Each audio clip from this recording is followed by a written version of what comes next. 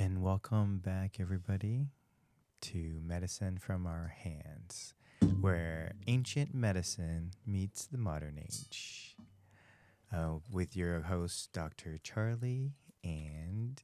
Blossom. Hey, Blossom. What it do? So, welcome back to our show. How's the first week been? Because we got to go live yesterday, which was really awesome. So I'm really excited that you guys all got to watch us. Yeah, it was a big day. So beautiful to see this come to life and have my friends and family support and just like check out what we're doing. And yesterday was my 1 year anniversary of my business, Goddess Glow Birthing. Yeah. Nice. Thank you. Yeah. Oh.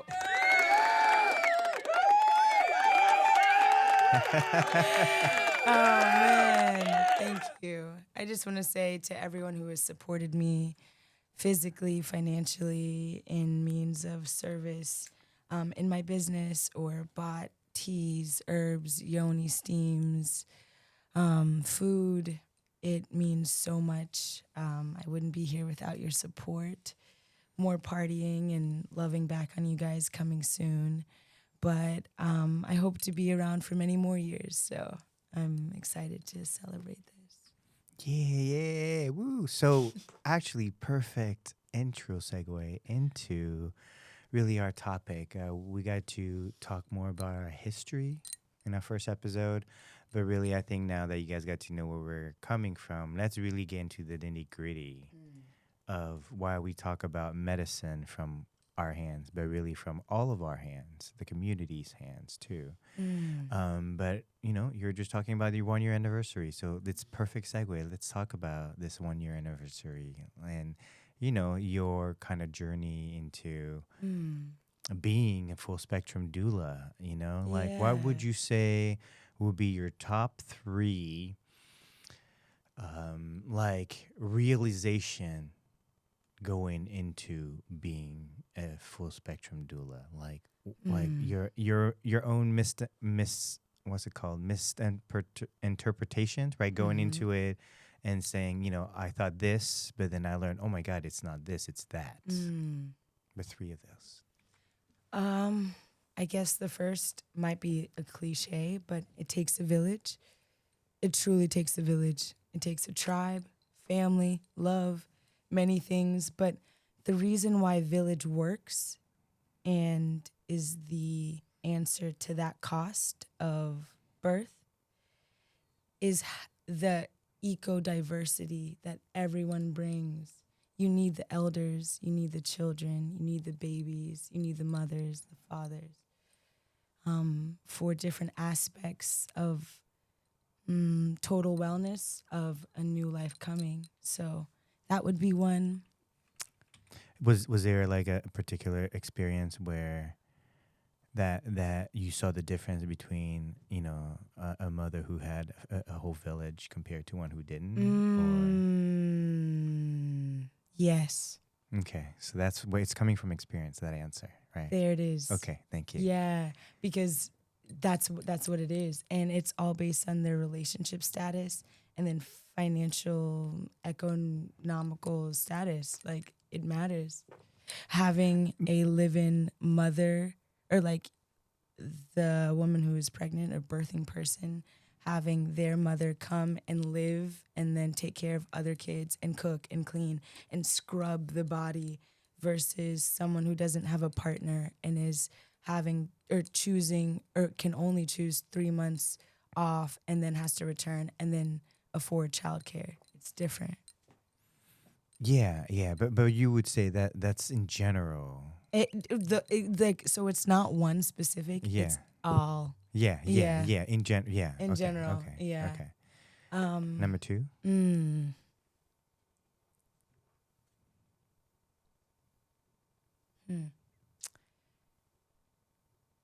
Breath is one of the most important tools a woman has to get through birth, which feels like, I think they've said, all of your bones or 50 of your bones breaking at once. I recently like rediscovered breath work.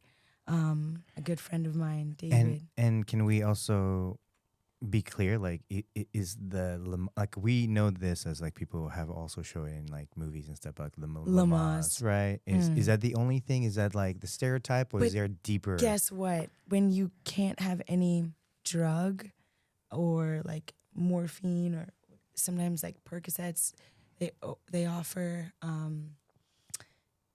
Childbirth can be excruciating or feeling like that. So if a mother is just like completely raw in this experience of breathing, of screaming, of releasing, of laboring, I mean, the one thing you can say is it's going to be okay and hold her hand. But if you don't help her breathe, you're not helping baby breathe. And it's just that simple. But I didn't realize how crucial it was.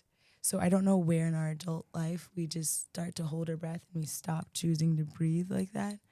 I've seen it really close that mothers need breath to get through it. And I think it's just childbearing and doing breath work is just a testament to the power of what if you can bring life through your canal down there with that pain, through breath work. I pretty sure everything else in life should feel pretty simple with that breath work. Simple. And that's a cool thing. That's a cool thing. I usually lead with it. I try to lead with it with the mothers I work with because I know if we can sync together well, like birth will be beautiful, postpartum will be well, and then in a month or two when you're adjusting to motherhood, you'll be like, deep breath. There it is. Sometimes that's all you need. What will be your third?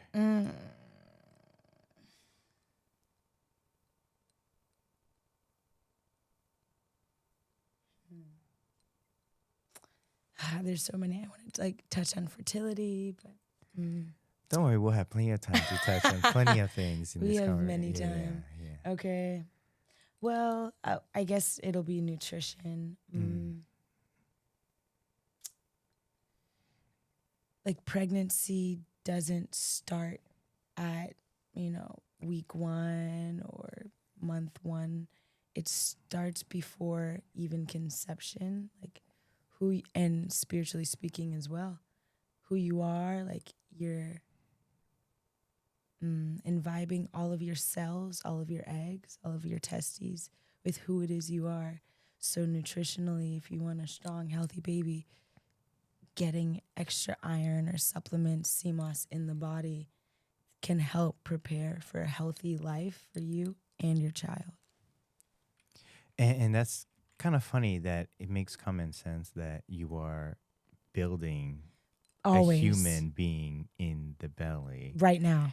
And nutrition will be possibly the most important thing in that conversation because you are bringing in energy to create energy. And it's right that conservation of mass physics conversation, which ironically I'm trying to push the fact that medicine should include physics. Because physics doesn't suddenly go, oh, it's biology of the body. We're not going to hang out here and do our physics, right? Yeah. So it's just really interesting how because physics is the foundation of acupuncture. Oh. Yeah. And that's why a lot of times, that's why in California they require biochemistry and physics. Wow. So medicine should involve physics. And then we should be also talking about how medicine should involve spirituality. I agree. Is it truly medicine leaving any of those things out?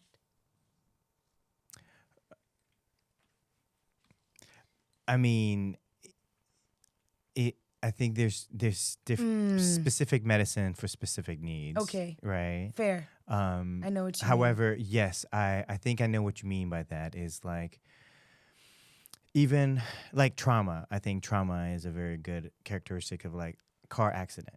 Car accident. No one got hurt, just whiplash, right? But there's multiple levels of, let's say, we have physical, like a neck tightness. You're probably tightening up, whatever. So there's like some kind of like physical injury. But I would say like now we have to talk about the emotion injury of like how often do you now brake the car and feel like you're gonna get hit, right? So that's that residual emotional energy. And then maybe if we would take it, and this is like not your first accident, but maybe this is like your 10th accident this year, then maybe we're having a conversation of like, do you have a spiritual loop where like, if it's not in this lifetime, did you have a bad lifetime where you're like a race car driver? Whoa, karma from a race car driver. Right. And that happens. So this is where like the different levels of biology, right, mentality and spirituality. You know, the body, mind, spirit we talk about in the East. We talk about here the body, mind, spirit here in the West. Like there's different description of these holy trinities. But I feel like medicine and the medical system needs to incorporate all three just because physics is very important in this conversation. Yeah. You know, There was an excerpt I wanted to read to you from the history of medicine. Is this being seen? yeah. You gave me this book about a week and a half, or almost 2 weeks ago. Anyways, I can't find it at this exact moment. I should have bookmarked it. But it talked about one of the people who were pioneering medicine in their own form, took physics, chemistry, biology, and it was only like 4 or 5 of these subjects, but they said he brought it together in a new way, and like that's how he led and created what he later then discovered. But I thought it was so interesting because I read it and I was like, that's new. I haven't heard it like that. It's better if I maybe you know the text because you had it highlighted also, and I was like, good for him. Yeah. No, I wanted to share kind of this story of medicine, and I think medicine is such a, you know, and I think it's like one of the top 3. If I were to like share my own story of my top 3. Of what I learned in Chinese medicine school. Just because I want to also stipulate, you know, I'm not just studying acupuncture. I studied Chinese medicine, acupuncture being a subset of the tools I need to do what I need to do. Actually, acupuncture is the surgery part of our medicine. But there's so many other things from tapping, gua sha, cupping. Everybody's using it now today, right? Cupping and scraping is like the thing that everyone's using today. So one of the things that like the number one thing I learned going back to traditional Chinese medicine and really my bridge to indigenous medicine is that it goes back to the elements again. You know, in traditional Chinese medicine, we use fire, water, metal, wood, and earth. So what you can, you know, kind of have a conversation of is air is kind of split into 2, or possibly because there's an element of ether. That's why there's 2, right? And then there's still water, earth, and fire in both system, right? But instead of that 4th one, air, in the West, we have wood and metal in the East. And now the 5 are constantly in balance of each other. And so one of the things that they talk about is water is heavy, so water always looks to go downwards. That's physics. So when we have edema, the most common edema is water retention in the feet because water is going downwards, right? So let's go deeper into this. The ancients knew this so well that even the meridian of water isn't in the upper chest, it's in the feet because water would go down. And where do you put most of the time your feet? Into what? Into water, right? And so we do foot detox now, foot ion detox, foot, right? We do all these foot baths. That's the feet touching the water, connecting to the water element and having that exchange, the affinity of water, the power of water. So that's when we talk about indigenous talks about the spirit of water and how it heals us. It literally does, right? Because it's exchanging ions through the feet, through the meridians, right? And that's why we knew that. That's why these meridians of water goes downwards. Physics, that includes physics, right? So you would say a part of ancient Chinese medicine is reflexology, footology, and pedicures, manicures? So that's different. That's what we Mm. call, that medicine is what we call, I forget the technical Latin word for it, but it's like, it's basically calling it as above, so below. It's a manifestation, a representation of the body in its like similarity. So we have like our hands, right? Our ears have an upside down fetus. Our hands, supposedly there's a spine here, right? Our everything, like, you can basically correspond, the law of correspondence. You can correspond any part of your body, like your spine is located also like on your feet. So that's what he means by reflexology. Reflexology shows that in our feet, in our hands, is a representation of our organs, the most important part of our body in medicine, that our organs are generating emotions, are generating energy, are generating all the important things that sustains our life. And so you have then on your hands and feet, which is commonly where you hold things, walk on things, which is ironically at that point giving you acupressure on your feet, reflexology as you're walking. And because now we wear shoes, we're not getting this reflexology. So we pay someone to basically press these buttons on our feet instead of walking barefoot on the ground and Rocks. getting the acupressure, right? This is why, like we talk about, go ground yourself on the ground, give yourself an opportunity for your feet to get activated with the earth, with the wood, with the water. Three elements, meridians are connected to the foot.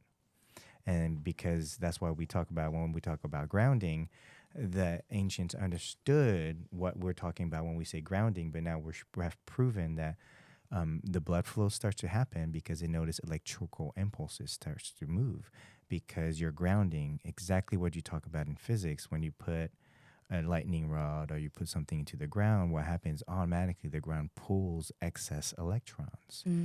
These excess electrons in medicine can be called high radicals, or those radical excessive protons that you have like in your body, creating inflammation. Where what is the word inflammation come from? Inflame. Inflames. In flames. So the element of fire, right? So that's why what I've learned from traditional Chinese medicine and what I call indigenous Chinese medicine is that the elements are still very prevalent in our symptoms, in our imbalances in our body. We just found funny ways of describing them today that we have to study, rather than saying your body is on fire. On fire. If you told anybody that, what would they do? They probably go into what? Cold water. But And that's so, not always what you need. correct, right? Correct. However, it would be easier to kind of go, hey, you're on fire. Don't go sit in the sun, Right. Right. right? Go sit somewhere Yeah. shaded where you can rest and cool off. The intuitive aspect of the elements would describe naturally like the ways to rebalance those elements inside of us. Right? Go ahead. I want to hear your three. I Yes. just have one question. Yeah. Is the reason why ginger works in the body because it is spicy? It can put out like flames, inflammation in the body. Is how that works? No, actually, the way that's working is it's correcting a wrong. Inflammation to Chinese medicine is your digestion isn't working correctly, creating this inflammation around your joints because it's not processing the food correctly. This is probably my tip number 2. Everything is digestion. Everything's digestion. The entire main part of TCM is digestion, digestion, digestion. Right? So number 1 was everything's about the elements. Number 2 is everything's about digestion. And so going back to ginger, you're saying ginger is spicy, builds up the hydrochloric acid that we talk about, which we all know is what breaks down food. That's what we call that boiling pot in the on the stove, cooking up all the ingredients into soup, and that soup becomes atomic particles are easily now absorbed by our digestion. So what ginger does is basically heats it up where it's now able to break down the food, and that food is now easily absorbable by the body, and then it goes and gets processed correctly, becoming the right fluids, the right nutrients that get put into the body to turn into blood, to turn into spit, the four humors, right? To turn into, and so this is the Western Hellenistic medicine talks about the four humors of the bile, which is poop. I think it's poop. Yeah, black bile, poop. Yellow urination, right? Air. Fire is blood, and water is spittle, sweat, tears, right? Lymphatic. That's the four liquids, the four humors, right? Who said the Greeks didn't have any humor, right? Nice. So, and so they were using the four elements as well, the Greeks, Makes sense. right? So Is the this why ginger, Greek food is so good? yes, because of that For the yogurt, body. the probiotics, right? And then but the food is genetically geared towards that environment. But so going back to the ginger, so the ginger makes your spleen and stomach work correctly, so you're not getting these food toxins lodge into your joints. Oh, where so it creates inflammation. Oh. We're still testing out little sound effects back here, right?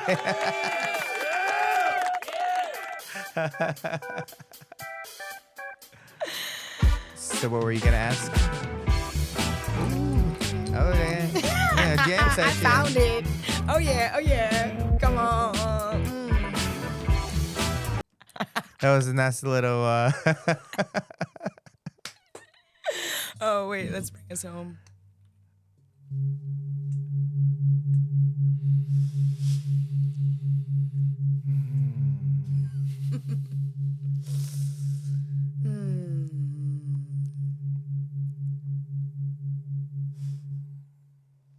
Laughter's medicine. Yes, it is. Indeed. Are you gonna ask a question? I think you're good. Okay. Yeah. Okay. Number Tell me three. Okay, this is where like you're at two. It's like number three is like, which one do I bring up? I know. There's like thousands left. Wow, good. Right. So I was like, okay. Infinite. Yeah. The third wisdom, which I still think is very viable today, and it's a very common proverb in traditional Chinese medicine, because they would keep repeating in class, and after a while, you're just like, this must be really important. Really? Yeah. Wow. It's. I don't know how to say in Chinese. I won't say in Chinese, but it says, when there is stagnation, there is pain. Remove stagnation, remove pain. And that's basically the basics of Chinese medicine. Yes. So today we are, currently, so Chinese medicine can do, and I'm going to say Eastern medicine because I'm also not Chinese, but I'm Vietnamese by culture. In Eastern medicine, we really focus on, oh wait, hold on. I was kind of losing my train with that one. Where we're going? Your third one, you wanted to bring up so many thousands.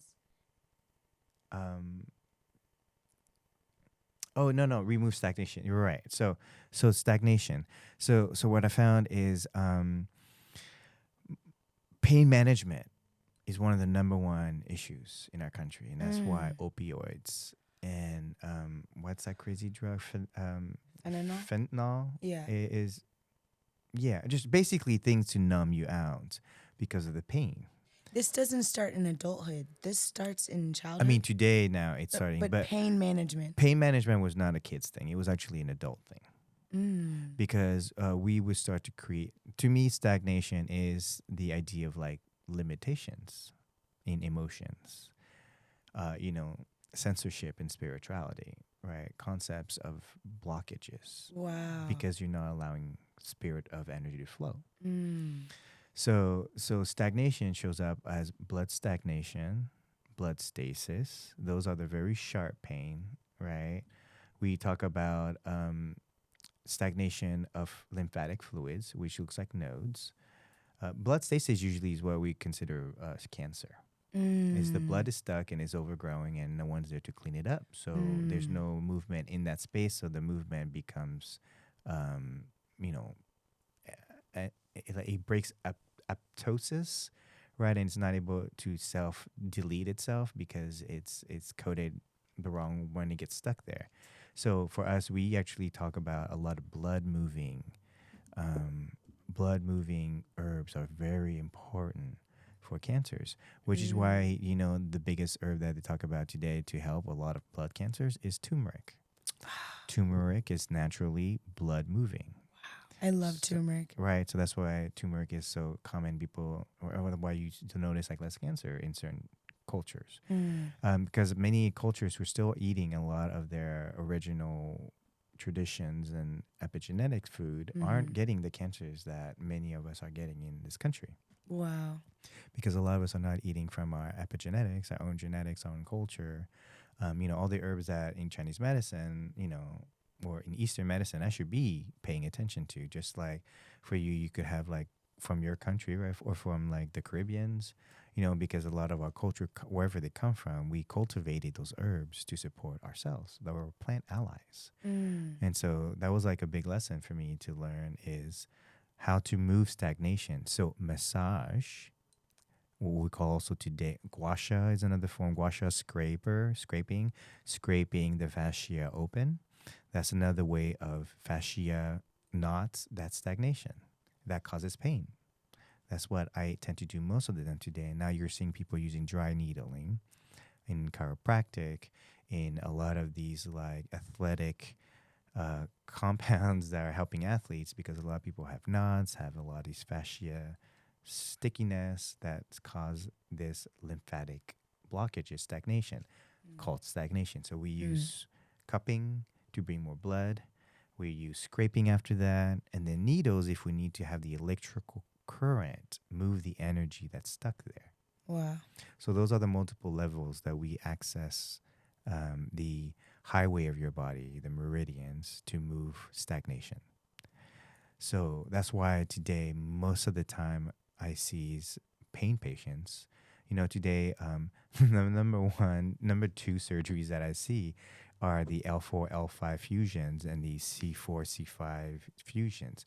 A lot of people get these neck surgeries and get these lower back surgeries because we sit all day long. Mm. So it compresses our discs and the muscles tighten Mm. rather than having like that's why today like the warrior one in yoga, all these openers to open the back, and why those are so important to give us better posture, open up our backs to reduce the need to have surgery Mm. for all these. So those are my top three Mm. of acupuncture.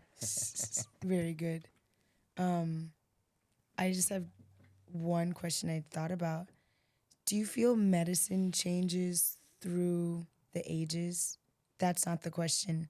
The question is, if I came to you with similar or the same circumstances or health problem in 2003, would it be treated differently for you as a doctor in 2008 or 2016 or 2020? How it changes? Or do you feel like ancient medicine is consistent and always being like the same? Multi-layered answer, Mm. but I'll try to simplify it. Um, yes, the symptoms are slightly different because from ancient times to today, because we're not getting the amount of chemicals, heavy metals, and plastics and high corn fructose, cancer causing artificial chemicals in our food. Mm. We all agree today, today's food is not what we used to make. The food that even comes from the soil is like 100% times more potent back in the days than it is today. Okay, so we want to have the real conversation. So Roundup has done a number. A Roundup was like Later. the toxic cherry on top, Oh no. right? Oh wait. I think it's no, yeah, yeah. No way. So, Dang. so because what was happening, just like us, the immune system of the soil was depleting for years now, and then industrialization happened. And what happened? Industrialization, they're like, hey, we need pest control now because we removed all the plant allies and insect allies and animal allies that supported an ecosystem that did not have pests. Deforestation was later. Yeah, so They first started extracting from the earth. Roundup came out from the fact that we were monocropping and we weren't creating companion plants, right? And that's GMO. exactly. So that's why when all that happened is when you started to have a lot of these chemicals in our food. So that's one issue. However, Eastern medicine doesn't treat symptoms, it treats organs. When we say roots, it treats the system that actually programs the body's health. And what I mean by that is the organs are the systems that are managing the health of the body using the 5 elements, 4 elements, or the physics of the elements and their relationship inside the body. So when COVID happened, most of the acupuncturists were like, I don't care what it's called. Come here. Let me see your symptoms. I see your symptoms. That means these organs are having problems. I'm just going to treat your organs. That person walked out, have no more problem. COVID disappeared, or the aspect and symptoms of COVID disappeared. And the doctor's like, I don't care what it's called. I don't care what you saw. I'm just treating the root that is affected right now based on the symptoms I see in the moment. And I don't have to wait for 2 weeks worth of labs for me to tell you that you had COVID. I just look at your symptoms and make sure that your organs are in order. So whatever crazy thing supposedly COVID did and why there are so many different symptoms for everybody and symptoms all look different is because they had no clue. They still weren't able to capture this infamous bacteria or virus, they say. Right? So to us, we weren't focused on that. We weren't focused on whether or not you were positive or negative. We're like, you cough, you sneeze, and you have this problem. That's because these organs are weak. I'm going to focus on these organs. The organs get better, the symptoms disappear, you're on your merry way. Doesn't matter if you had COVID positive, COVID negative, COVID dividend, COVID multiplication. And no, none of that mattered. No vaccination. No vaccination. Right? We don't need to add to the system. We just need to tell the system to do the regular work. This one's for my postpartum mamas who've had belly births. This is so interesting. Can you just explain how and why acupuncture can be applied, administered to cesarean wounds and cuts so it can heal? Yeah. Let's go back to physics again. We have meridians. One of them is called, ironically, the conception meridian. The one that goes right through the middle of the... Lifeline, no? Exactly. Like right into the sternum, down into the belly button, down into your groins, right? And so when you do C-section, you cut laterally across the belly, right under the bikini line, the belly, right? And so some of these points here, down here, you guys can't see it because it's a little weird here. I'm not going to go down here. These points are very important to what we call the menstruation, the uterus, and very important in connecting also the bladder. Yes. Right? Everything down here in the lower system, what we call the lower jiao. And so when that cut is made, it basically cuts all these meridians across. And so I did this because I tested on my sister. She said, Charlie, I haven't gone and been able to pee normally and been able to control my pee ever since I had that C-section. And it's been like 30, like my niece is now, she's 16. So at least 16 years I haven't been able to pee correctly. What? Right? Yeah, because of the C-section. I thought it was a month. Or... No, for 16 years. And so until I showed up and I was like, Yeah, it's like, yeah, I just thought it was normal now, but I haven't done anything about it. I was like, let me. So what I did is wherever there's cut, right? If it's a lateral cut, I'm basically put needles to basically create an electrical circuit back between the skin that was cut to bring out the baby, right? And by doing that, she started to notice, oh my God, my bladder is starting to hold things correctly now. I'm not having this like, because then what's happening is she sometimes needs to wear diapers at night, because she doesn't know if it's just the bladder just starts leaking. Mm. Because it's almost like in circuitry, like you just cut a circuit in the house. So there's like, how come that light keeps flashing in and out? Because somebody cut the circuit, right?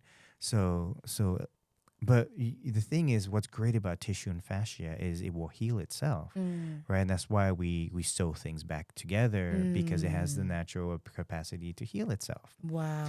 But it doesn't have the ability to reconduct electricity without the proper Reconnection. shock. And that's why the metal in the ions are connecting through the fascia. So healing comes. So this is why we always use metal needles. Yeah. We already knew back in the days that electricity is conducted through the body. We didn't call it electricity, we called it chi, energy. And the energy, you need metal to conduct this energy much more potently, which is now what is in our blood? Iron, metals. And electricity is this extra electron moving between metal, conducting. And that electron moving, supposedly electron moving, or chi moving between these electrons is what we call electricity. So by the token of having iron in our blood, it makes us electrical beings. Notice that you also have to use a defibrillator to shock people back to life. Right. Because they need that electrical conductivity and electricity. Physics, right? And so what we're doing now for postpartum is basically like reconnecting the wiring using electricity. And I don't even need to do. We actually will connect. You guys know TENS unit, and you basically put pads of electricity that like shakes your muscles awake. I love TENS units. So what we do is we'll put to a needle, and we'll put that needle right to the muscle we want. So the good thing is a needle can go to that second and third layer of muscles where the TENS could never. Surface. Exactly. So when we put the needle to that second layer, you'll see that extra muscle starts to move, right? Spasm a bit. Basically contract, basically Open off. And when that happens, open and contract. It creates the flow of energy to travel. Reducing the pain. Removing stagnation, removing pain. Exactly. Oh, wait, dang. No, okay, yeah. Oh, that was what I was looking for. Still learning these buttons. Yes. Yes, exactly. So now you understand kind of the simplicity of it. We just have many tools to do it. So now what's really interesting is why I say this is a show called Ancient Medicine for Modern Age is now they see. So one of the things that's getting innovated with like gua sha is now, I'm sorry, not gua sha, I'll do cupping first. Cupping, right? We used to use glass, make a fire, create a suction, put it in your skin, it creates a suction causing blood to go to that section for some healing, moving stagnation, blood stagnation. When it's purple, that means the blood hasn't been moving and is gathering. It hasn't moved its oxygen, so it's looking purple because of the carbon dioxide. When you move the blood, it goes back to red because it has oxygen again, right? So that's what we're doing with cupping. So now there's electric cupping now, where literally you press a button, it creates a suction. It now uses red light therapy. While it's creating a suction. It's not as potent as regular what I call glass cupping. However, you can now see that they believe in the technology so much that they have to create a tool to basically make it an electronic gadget they could sell to show that, like, and it's funny because they're spending a lot of R&D to make these cupping, automatic self-cupping tools. But yet they won't invest in the technology of training people to use cupping to help people with pain, which will reduce opioid issues. They're just going to invent cupping to what? Not even allow healers to get involved. Just take Wow. the whole healer out, but now make cupping so you can learn. I mean, do you have to now learn the whole thing of cupping to learn how to do cupping? Why can't you just go into a place that person's good at cupping and let them do the cupping? But now you're going to buy a machine to know where you're going to need cupping in the right trigger point, right? So it's interesting that this is, yes, we're modernizing it, but are we modernizing it where we're removing the human aspect of the healer? And I know true healing can only come from a human to another human. From our hands. From our hands. That's it. Because once you have any kind of technology involved, it's still a human that created it or is using it to help you. But it's the nurse, it's the doctor, it's, so it's true. Yeah. So now we kind of talked about our like major three points of our medicine. What would you say are like your perfect type of clients that know what they want, are looking exactly for what you serve? And give us a imagery of this perfect people that people are looking for you, for your services. Sure. She's confident, she's knowledgeable, she's spiritual. She wants to learn more, go deeper. I come in as a woman's best friend. We'll pray together, cry together, meditate together, go to the beach and release our worries, our fears, our concerns. It's deep. This is my life's work, I wouldn't have it any other way. So this woman is going to find the support and village within that will be able to get her through the finish line. And then once the birth happens, that will be the next push to get her through the next 18. So we're talking about obviously a woman who is coupled who's looking to have a child. Yes. They're already pregnant, not pregnant yet. Fertility. I want to start with teenage girls who are just getting their menstruation cycle. And that's where I want to start. Fertility starts then. I can't even say, women, we should not be using tampons. Hot take. Toxic shock syndrome. Talk about controversy there. Yeah. I'll say it because it's pain and I've experienced the cramping of it. It's not comfortable. But anyways, I say that to say, so girls need to know the power of their womb, the power of their bleed, getting in sync with the moon cycles and how powerful that is. So really, if I could say, my work starts there. So then working with fertility, then getting out microplastics, toxins, parabens, just chemicals that we may or may not encounter every day. That's really important to fertility. And then conception. I'm also there. Or I'm not there. Yeah. Hey, Blossom, you mind cheering us on tonight? We got to make sure we are able to concert tonight. Yo. Bring your sound equipment, bring your cheer squad. Make sure I get the job done. No way. Yeah. Thank you for sharing in that moment. So, I will not be there, but, yeah, I don't know if doulas have services like that. I don't know, but It's got the sex therapist. You pass it on to that friend called the sex therapist. Oh wait. Oh, is she going through the whole thing again? There was one where it's like ethereal. I couldn't find it. Oh, it's that one. Okay. That's It's really like it's like, hey, if you have problem conceiving, ask the Scorpio. But when you guys finally conceive as the Cancer over here, the Cancer rising here, Mother. mother energy. Mother.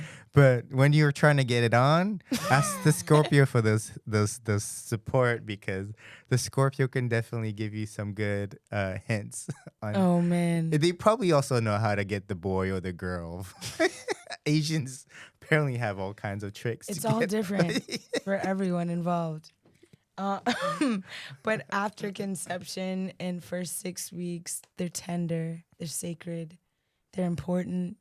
First trimester, second, third, labor, birth, delivery, postpartum. I'm there, full spectrum, right? So my perfect client is a woman. And like, I know, but everyone, I aspire and still aspire to be a traveling doula and womb worker. And I want to go and study indigenous medicines and childbirthing practices and be with tribe and, be with the women who birth in birthing trees. And so I know I have a journey to get there, but that's why I say my client is a woman, because I may not know. Maybe my next one will be out of the state, out of the country, my next birth. And I'm excited for that possibility. I'm ready. Yeah, that's beautiful. It's really interesting that we came together too, just because for me, I'm representing on the masculine end fertility. It was my capstone project. I got to tackle a topic that's very prevalent, very important today, especially today with post-vaccination problems.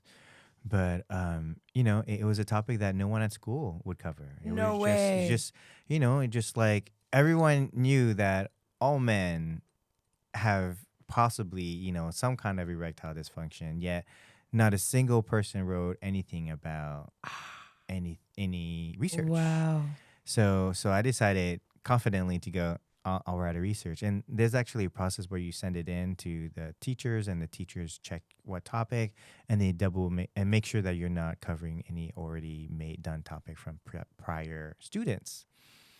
Yeah, and as soon as I literally submitted knowing, I was pretty sure nobody asked that question or nobody researched that topic. And I was the only one who ended up looking at that topic. Wow. But it turns out, and I've tested some of the protocols and it does work. And I was like, wow, that's it?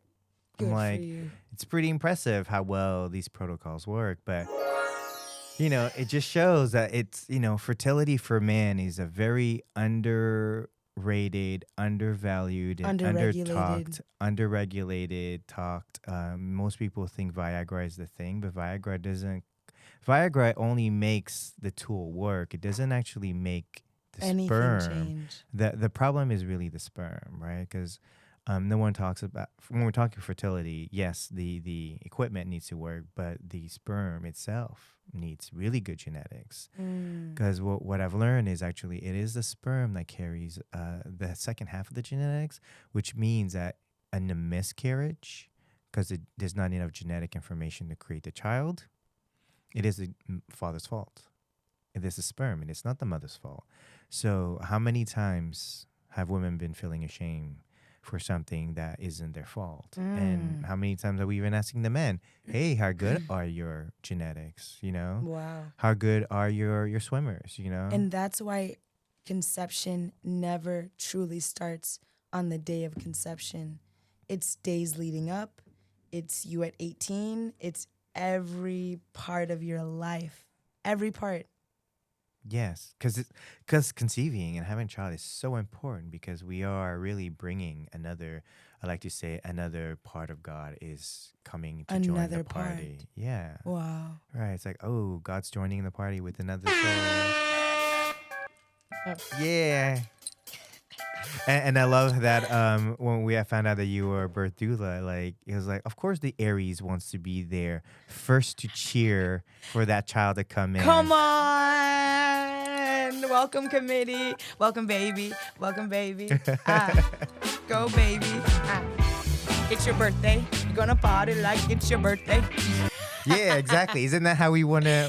That's how I That do we it. want to come into the world, right? That's how I do You know, it. what would be your impression of how kids are coming into the world now today? Oh, really? Okay, so guess what? Because of my sound healing, they come in like this. Oh,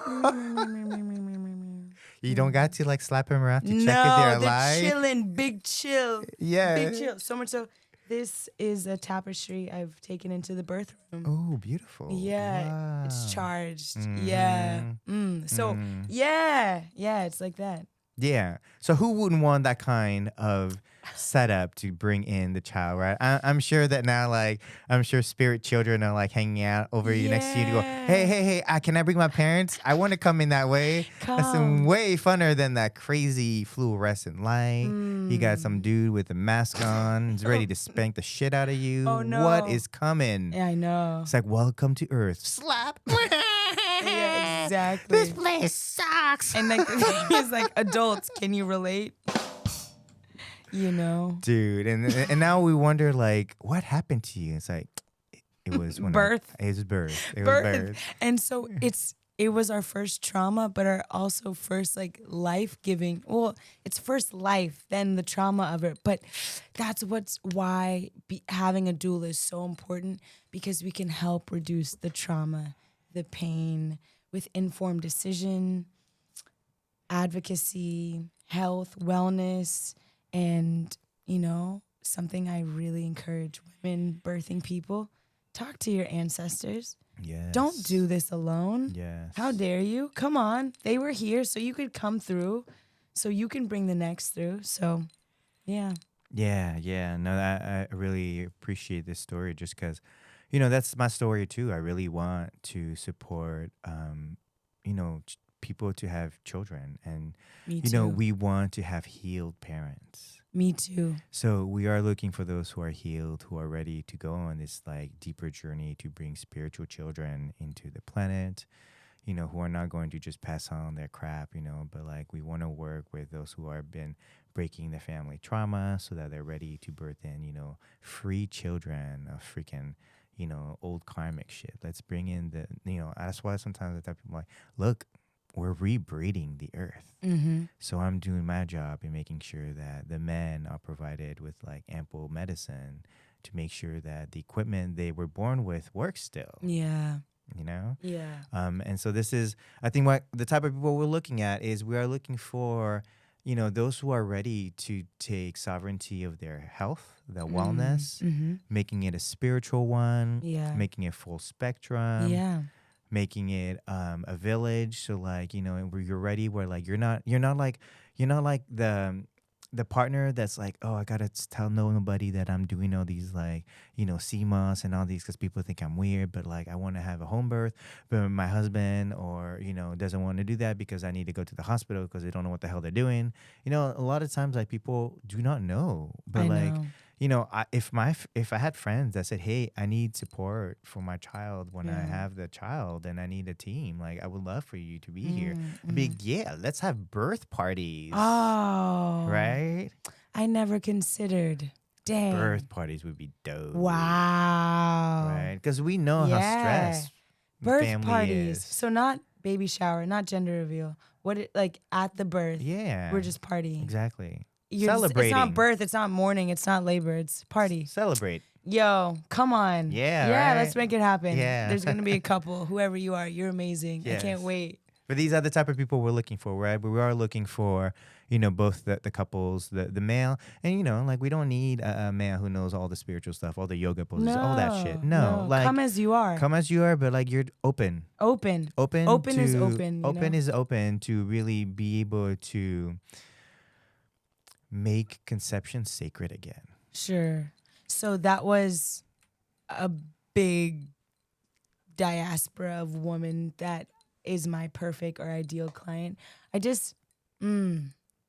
I've been picked last for kickball, And so I don't want any woman to be left out of this conversation, because I believe, ancestrally speaking, or just in a community sense, maybe there's some healing modality or medicine I can give you that can help. So that was my perfect client. Maybe you have a more specification as a client, but you I'd know, like to hear yours. yeah, it's funny. It's funny because the way you're using that description of your trauma of being the last person picked last in kickball. But For I me, mean, not always, yeah, right? but it is a really good metaphor for what we're saying now. So I Okay. appreciate what you're saying. Oh, sure. Because now it made me think of my own metaphor. Like, I may not be the last one picked, but I grew up French, and so coming to America, I had to learn English, and PE was scary for me. Oh. You know, and so it's not that you're picked last, so you're like, you don't know what the game is. Right. So for me, it's always like, let me explain what the game is. So you go, oh, this game's fun. Yes, it is. Versus like for me, it's like, I know this is fun. Everyone's laughing, but I have no clue what's happening. You know, and that could feel like again, having children, like no one tells you how to do that. No one has like a nice. No one even has an idea. Yeah, You can't like even conceive. it's an ironic idea. that like we bring in new life. We need no license for that, but like you know, you can cause pain and suffering with cars, but like when you bring in that child, you don't know what who that child will affect, right? Exactly. You know, or what they're going to do, the changes they'll make. It's deep. Exactly. Yeah. So I do think conception, you know, and that's why like when we were having kind of the opposite, and so like towards the end of the show, you know, what we decided to do is actually we're gonna bring up controversial topics, just to leave you guys at a cliffhanger to kind of bring up really deeper conversations and controversial conversations around health. We're not here to be controversial. We're here to just bring up topics. Let's all have discussions again. Let's all reevaluate our health. Respecting the space, respecting one another, and allowing and our every culture. voice to be heard. Exactly. That's important to me. Yeah. So, do you have any last thing before? Do you have any controversial topic? Or? Ooh. Let me think. Let me. So, yeah. I had one. I was just thinking because we changed topic. Yeah. Let's like think of a dance break, then I'll think. Controversial.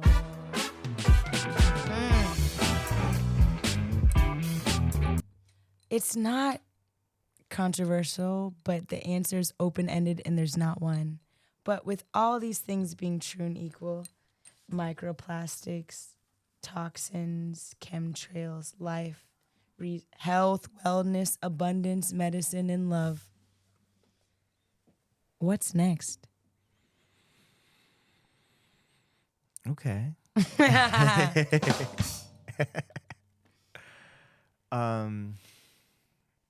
Don't answer. This is what's coming next. Yeah, now I want to hear yours. No. I had a controversial. Oh yeah, give it to us. Topic.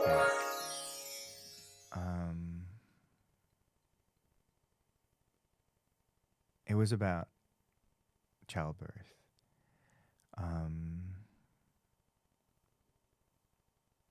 Labor, delivery, birth, conception. Oh, it was such a good one too. Sorry, so many thoughts cross our. Another dance break. It'll come. Move your body. Somatic release.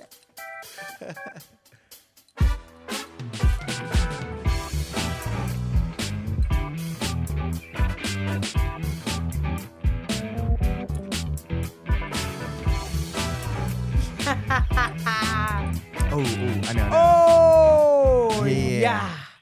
Yeah, I think the controversial topic is abortion. But not just yay nay abortion, but not even the right topic of conversation. Abortion talks too much about the death of a child. We should value the birth of a child. Right? Abortion is about the death of a child. We talk too much about that. And so we've devalued that process. So the controversial topic is really, should we just stop talking about abortion and start talking about birth celebration? Right. So we refocus the value of conception rather than the devaluing conception by calling it the abort. Because we're not to focus too much on just saying, hey, all the problems that life has, we should just abort the childbearing, versus, hey, we should celebrate. So when we do want to have a child, it is done out of celebration, not as a oops. It happened. It happened. I did it and again. I have to deal with it. So that's our controversial topic, everybody. Yes. what do you think about abortion? Not abortion. Let's not even talk about that. But really, should we be talking more about birth Birth celebrations? Because that is the celebration. topic of conversation that came up, and I Yeah. think that is a beautiful way for us to like transmute something. And I don't want to add to this answer, but yes, I think the topic of just birth is a very, very deep conversation because all of us went through that. It's true. All of Some of us. us remember. Yeah, yeah. Unless you're test tube baby, hi test tube baby, but You're you know. wild. And if you are test tube baby, please contact us. We'd love to bring you on the show and find out how your life was. But until then, test tube baby, you know, let's talk about. Wow. I'm pretty sure there probably are. No, there's real. Yeah, Yeah. and there probably are. Wow. But yeah, and not to say that again, test tube baby is not right or wrong. It's just again, we want to really bring back the sacredness Yes. of child conception. Mm-hmm. I just wanted to say one more thing before we go.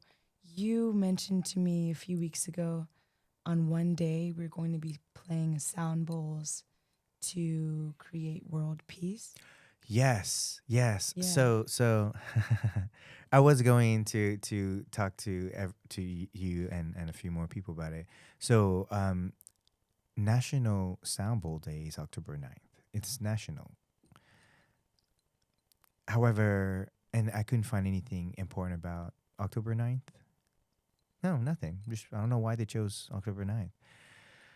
And I wanted to make it global to get every time zone to play a sound bath at their time zone. So if we would like to pick 6 p.m. at 6 p.m. across the world, everybody would be playing a sound bowl. So I was thinking maybe not October 9th. I was feeling November 11th. 11/11. Every year we just play the bell of awakening for the planet and get so then we would have now 3 months starting the fall to prepare for like the bong across the planet. Bing bong bong. The bing bong bong, you know, around the Yeah. planet. Yeah. That giving it more time. So maybe I'm thinking let's do 11/11. Yeah. Because All at once. Because it's 11/11 is meaningful to everybody in the world. October 9th is we don't even know as Americans what that day means. So why don't we just make it more numerical? Yeah. Numerology. Add it. Right. So let's do 11/11, and then the timing maybe we do 7 p.m. and then we're just choosing something that's more convenient so that more people are able to do sound bath at that time. So the planet gets like a collective sound bath. And that's to connect from where we all are playing our sound bowls to have the sound go around the earth and come back. Time zone wise, right? Mm-hmm. So every time zone at 7 p.m., everybody would be playing the bowls at 7 p.m. in that time zone. So then the next time zone that comes around, they're playing the sound bowl like a sound bowl wave at every 7 p.m. across the world. Very flat. We're going to have to bring some people into the middle of the ocean to make sure they represent the Good. Atlantic and Pacific Ocean. So we're going to find some boats who are taking cargo across the Atlantic and Pacific to make sure they were playing their bowl to represent that time zone. I volunteer as Oh, tribute. maybe we can you can call the whales and the dolphins to join us. Yes. So anyways, we will definitely be working up to that. I think 11/11 is kind of what I've been feeling. I've been feeling to like upgrade it rather than just like tack on to what's already there. To kind of really like take it to the next level. So we'll continue having that conversation throughout the weeks. Yes, yes. But thank you everyone for this beautiful episode. Thank you for joining us. Please follow, comment, ask your questions if you are interested in learning more about the medicine. Yeah. We're in Houston and we're looking to make this a more like local Houston thing for now until we kind of build this out, further. But, we'll be meeting in person here. So we'll have different, the show will be going on location as well. We want to take this around. Because we're going to be having medicine this weekend. Yes, we're going to camping. So we're gonna Yeah. be out in nature and camping. So we're probably gonna do, a small show and meet some awesome people that we're working with, and they're all doing medicine. That's why like medicine from our hands are just meeting people in the community who are just being of service and sharing their medicines with everybody. Yeah. Yeah. Yay. Yeah. So thank you for this beautiful episode, and Thank you for listening, watching, laughing with us, being here. We love you. Boston will take us away.